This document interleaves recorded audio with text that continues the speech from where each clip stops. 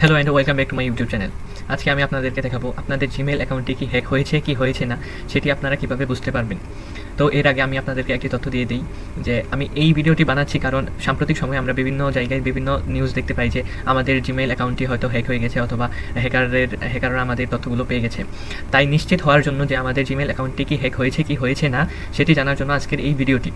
তো এর আগেই আমরা একটি প্রতিবেদন দেখি যেখানে বলা হয়েছে, প্রতিবেদনটি হচ্ছে ফোর্বসের এই প্রতিবেদনটি আমি ডিসক্রিপশন বক্সে দিয়ে দিব, সেখান থেকে আপনারা চাইলে পড়ে নিতে পারেন।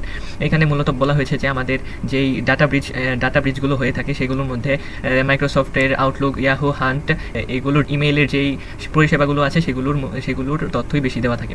তাই আজকে আমি আপনাদেরকে দেখাবো কীভাবে আপনারা সহজেই আপনাদের জিমেইল অ্যাকাউন্টটি কি হ্যাক হয়েছে কি হয়েছে না সেটি বুঝতে পারবেন। তো এর জন্য আপনারা প্রথমেই চলে যাবেন একটি ব্রাউজারে আসার পর আপনারা সার্চ করবেন have I been pond, PWNED পন্ড, এটি লিখে সার্চ করবেন। সার্চ করার পর প্রথমে যেই ওয়েবসাইটটি আসবে সেখানে প্রবেশ করবেন। তো এটি হচ্ছে এই ওয়েবসাইটের ইন্টারফেস। তো আপনারা এখানে একটি বক্স পেয়ে যাবেন যেখানে আপনারা আপনাদের ইমেল অ্যাড্রেসটি দেবেন। যেমন আমি এখানে আমার ইমেল অ্যাড্রেসটি দিয়ে দিই।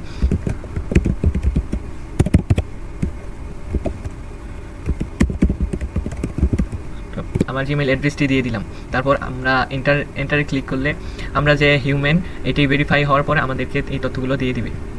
ভেরিফিকেশন কমপ্লিট হওয়ার পর আপনাদেরকে এখানে তথ্যগুলো দিবে যে যদি আপনাদের কোনো ডাটা ব্রিচ হয়ে থাকে তাহলে আপনাদের এখানে সংখ্যাগুলো দেখা যাচ্ছে এতগুলো ডাটা ব্রিচ হয়েছে অথবা আপনাদের অ্যাকাউন্টটি হ্যাক হয়েছে, এরকম কিছু লেখা আসবে।